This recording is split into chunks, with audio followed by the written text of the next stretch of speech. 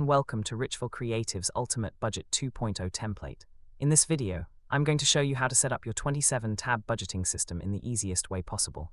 This template was updated based on customer feedback to make budgeting simpler, more automated, and actually stickable throughout the year. You can use it in Google Sheets or Excel, both work the exact same. Before we dive in, a couple quick tips to keep things running smoothly.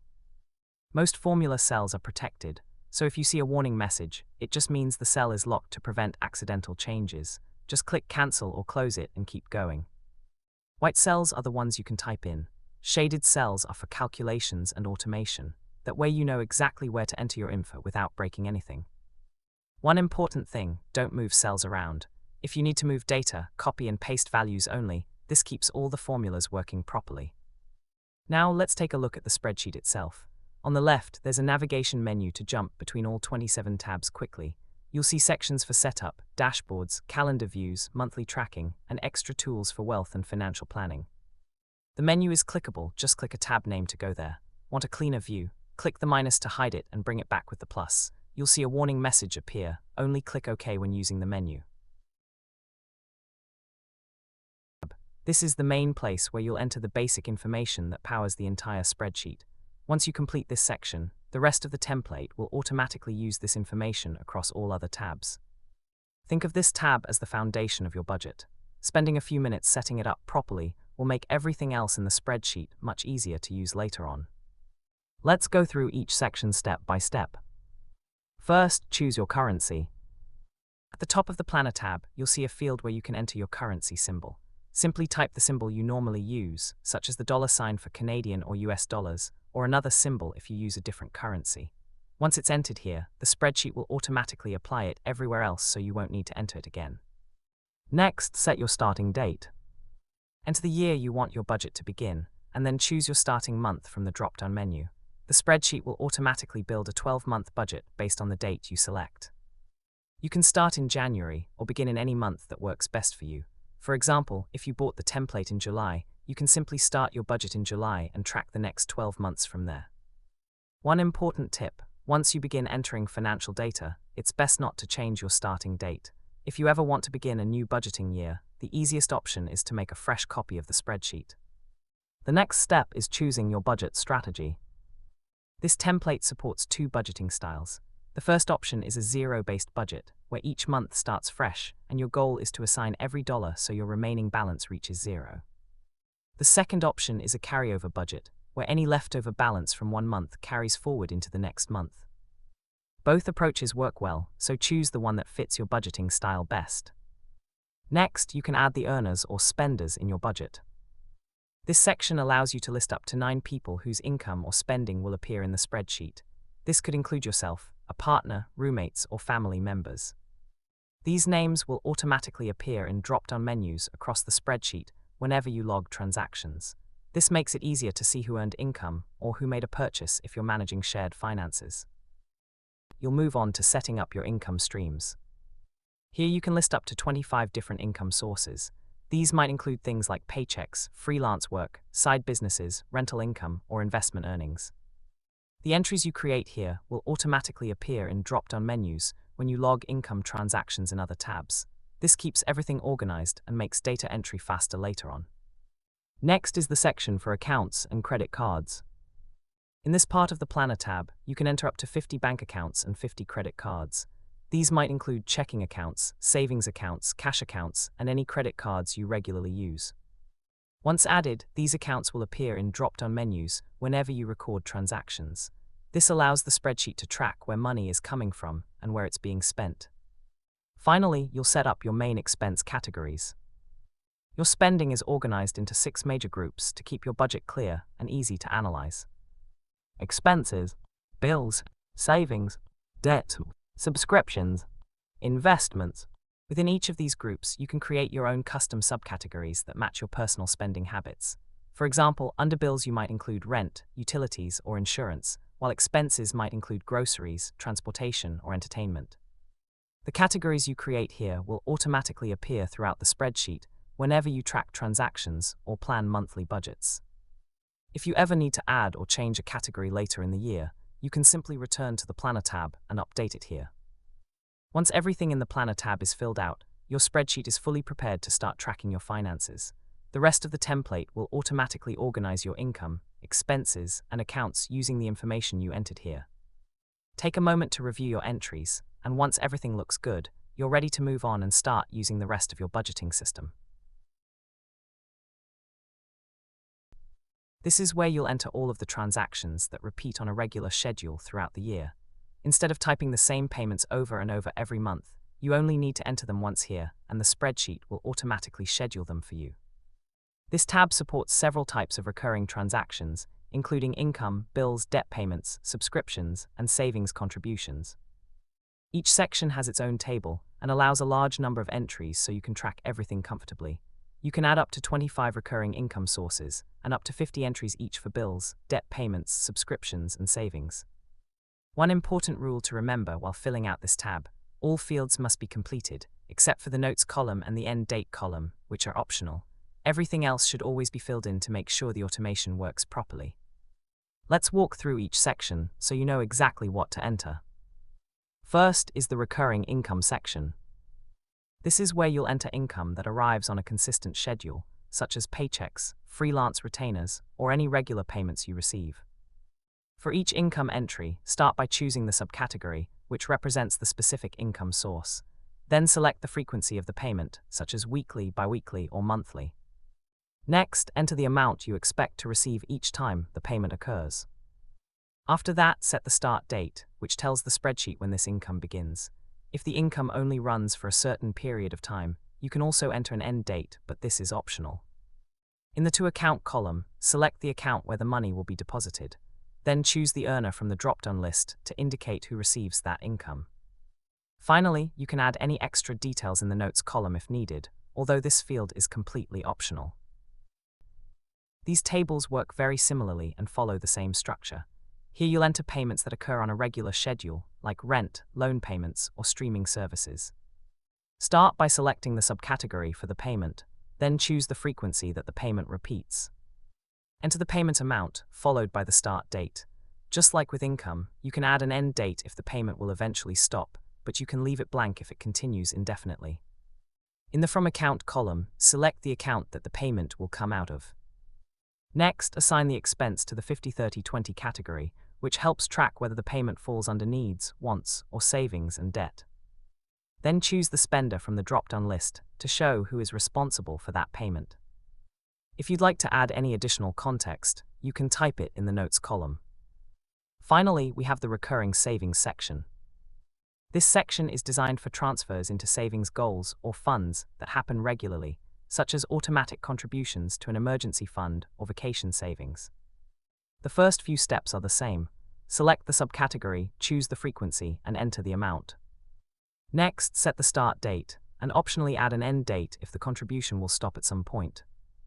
Because savings usually involves moving money between accounts, you'll need to fill in both the From Account and the To Account columns. This tells the spreadsheet where the money is coming from and where it's going. After that, assign the entry to the appropriate 50-30-20 category, then choose the spender or contributor responsible for the transaction. Just like the other sections, the Notes column is optional and can be used for reminders or extra details if needed. Once you finish entering your recurring transactions in this tab, the spreadsheet will automatically schedule them across the rest of the template. This means you won't have to manually enter the same payments every month, saving you a lot of time and helping keep your budget consistent throughout the year.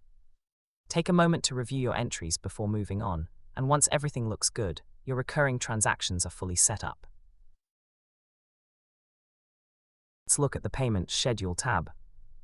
This tab shows a timeline of all the transactions that have been scheduled based on the recurring entries you set up earlier. Think of it as your master list of upcoming payments and income for the year. Every recurring bill, income payment, subscription, savings transfer, or debt payment will automatically appear here with its scheduled date. Let's go over how this table works. Starting from the left, the first column is Paid. This column contains a checkbox. Whenever a transaction has been completed, simply tick the checkbox to mark it as paid. This helps you keep track of what has already been handled and what still needs attention. Next is the Date column, which shows when the transaction is scheduled to happen. Then you'll see the Transaction column, which identifies the type of transaction, followed by the subcategory, which shows the specific category you assigned earlier. After that comes the amount, which shows the value of the payment or income.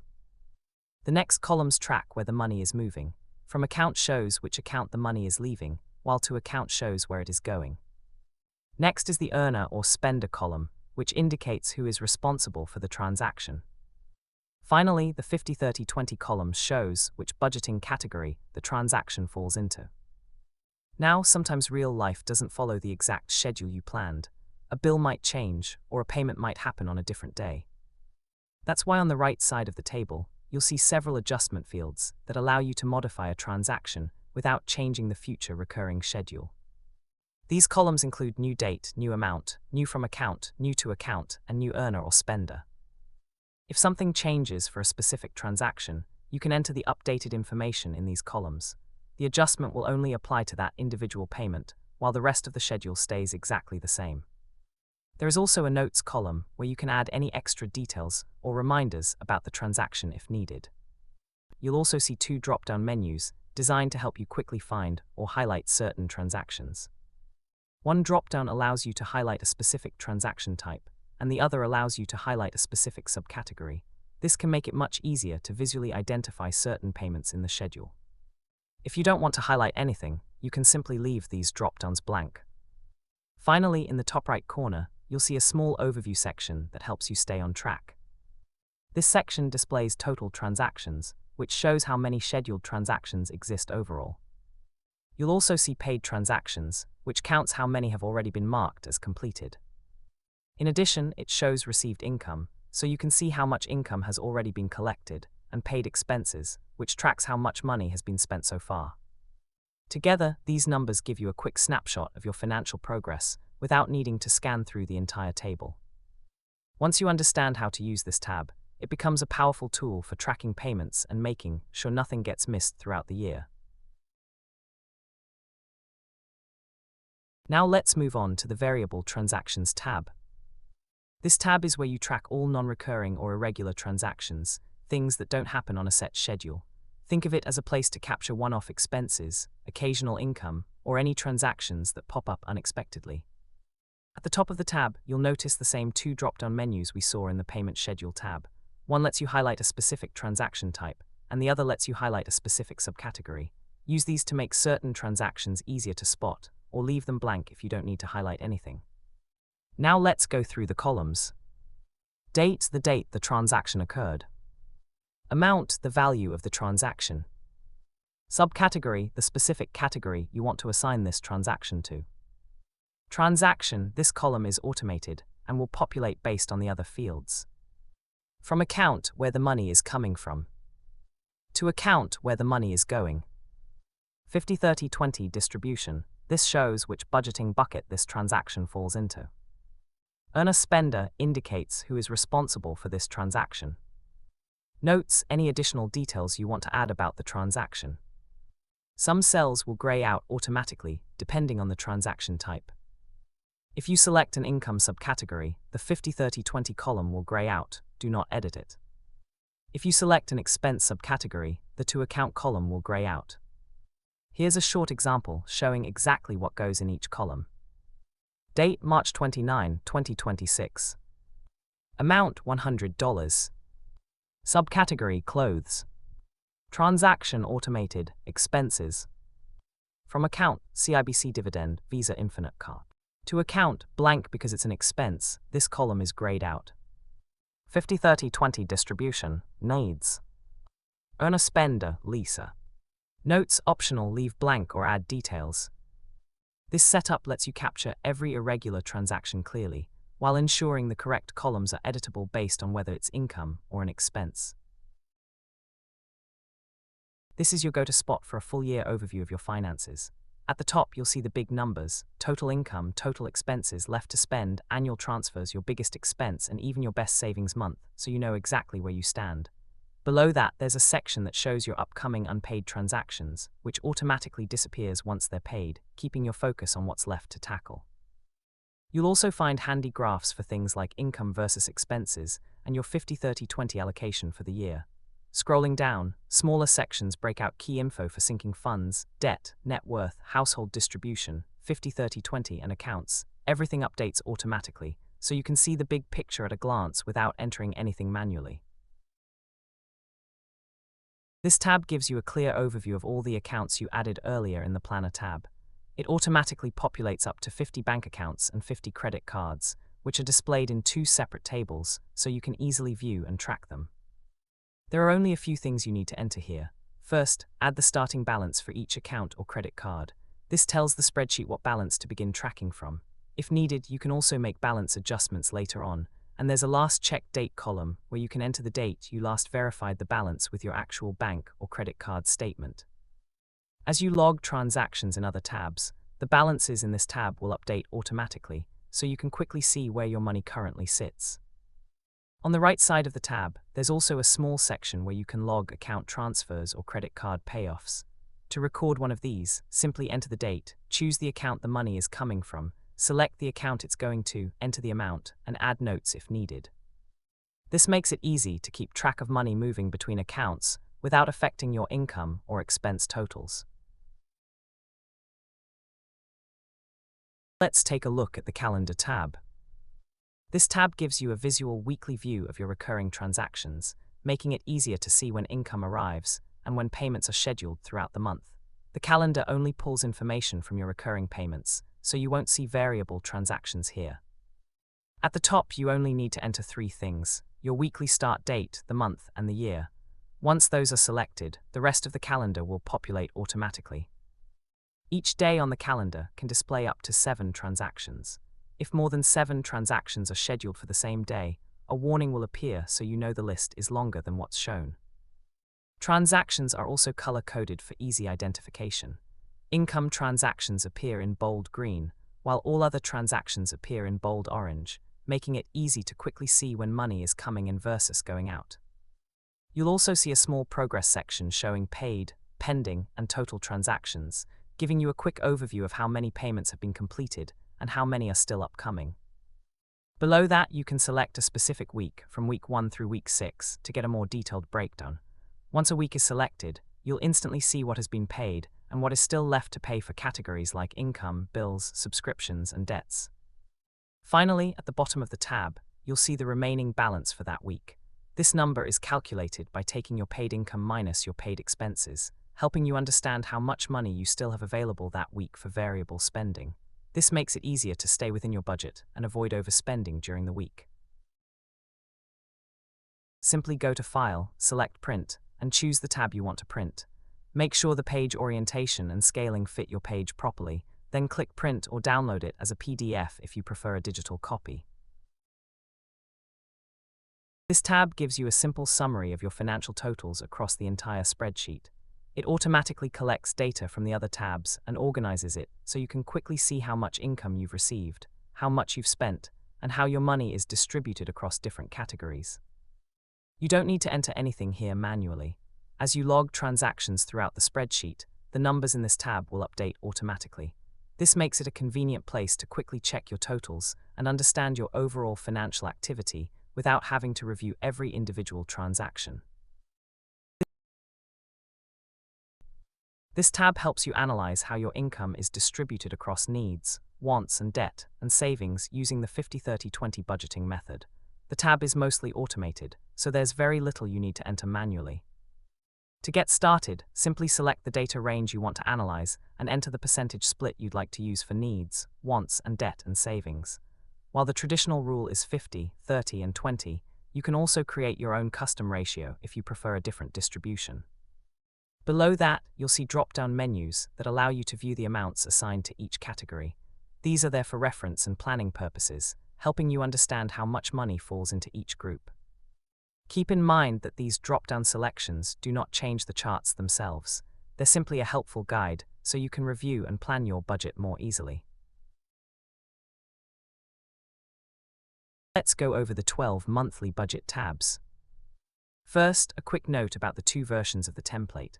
Our Ultimate Annual Budget 2 includes a duplicatable Paycheck tab plus 12 monthly tabs. The Ultimate Paycheck Budget version works almost the same, but it does not include the 12 monthly tabs. Everything else in the template works the same way. In the Paycheck version, you'll see one Paycheck Budget tab that you can duplicate for every pay period. To use it, simply enter the start date and end date at the top. That's the main difference compared to the monthly tabs. If you want to create another paycheck period, just click the Paycheck tab and select Duplicate. This will create a new copy for the next pay period. Just keep in mind that once a tab is duplicated, it is no longer protected, so be careful not to accidentally edit formulas while making changes.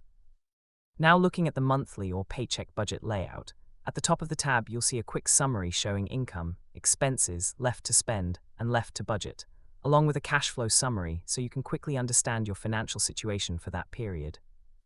You'll also see several graphs, including things like spending distribution, budget versus real comparisons, and breakdown charts, which help visualize how your money is being allocated.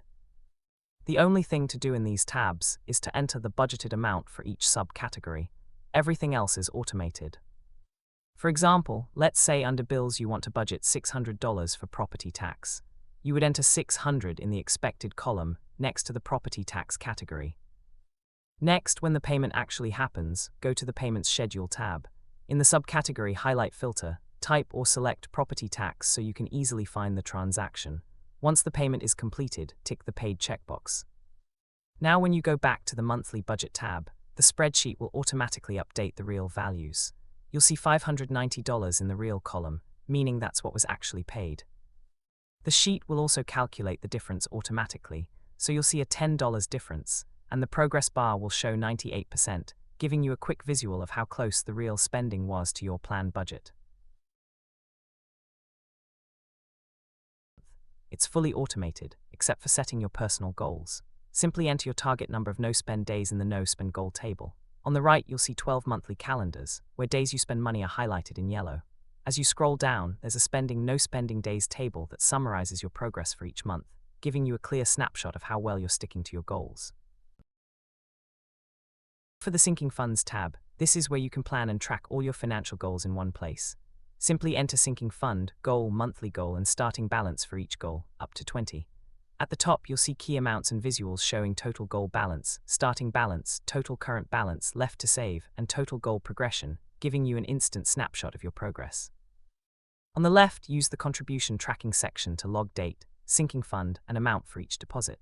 As you scroll down, an overview displays every sinking fund with a progress chart and details for goal amount, balance, left to save, and estimated finish date, so you always know exactly how close you are to reaching each target. Let's do an example for buying a dog. The goal is $800, the monthly goal is $100, and we already have $100. We can see that the current balance, left to save, months left, and progress have updated. Now we can log a contribution for $100. As we scroll down, we can view full details for our Buy a Dog Sinking Fund goal.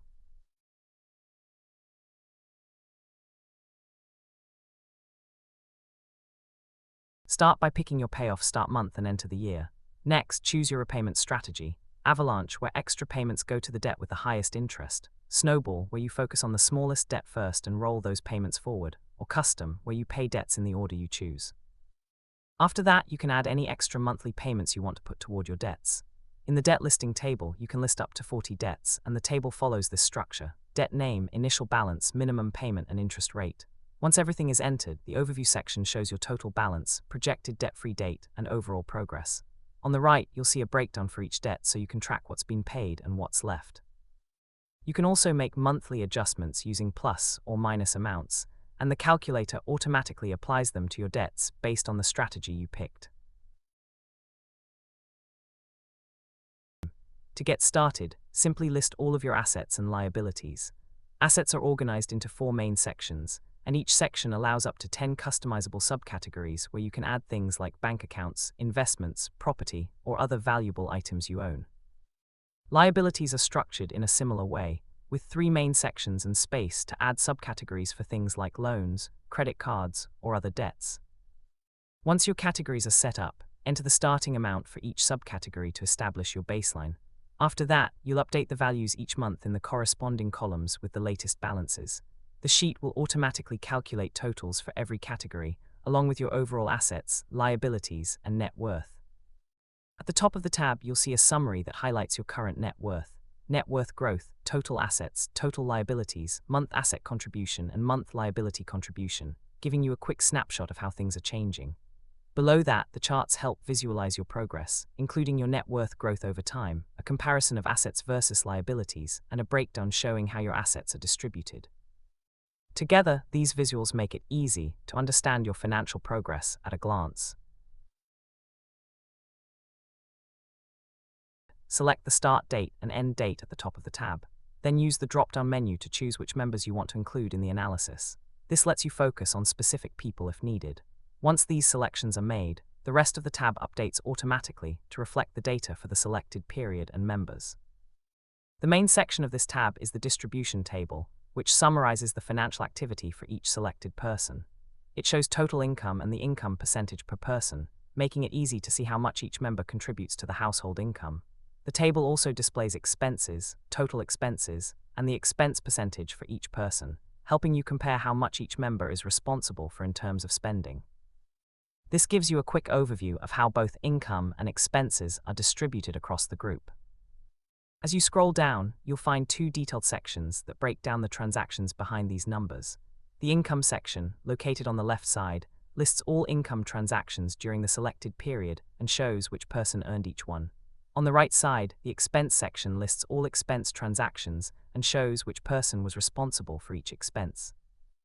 These sections provide a clearer look at the individual entries that make up the totals in the distribution table, helping you easily track who earned the money and who spent it during the selected timeframe. That's it, you're all set to use your ultimate budget spreadsheet. I hope this makes managing your money a little easier and a lot less stressful. Once everything is set up, the sheet does most of the work for you, tracking income, expenses, savings, debt, and even showing your net worth grow, so you can actually enjoy checking your progress instead of getting lost in formulas. It works for solo budgets, family budgets, or even shared budgets with multiple users, giving you clear dashboards, charts, and breakdowns at a glance. Just keep your transactions updated, and you'll always know exactly where your money is going and how your plans are shaping up. Thank you so much for watching, and happy budgeting.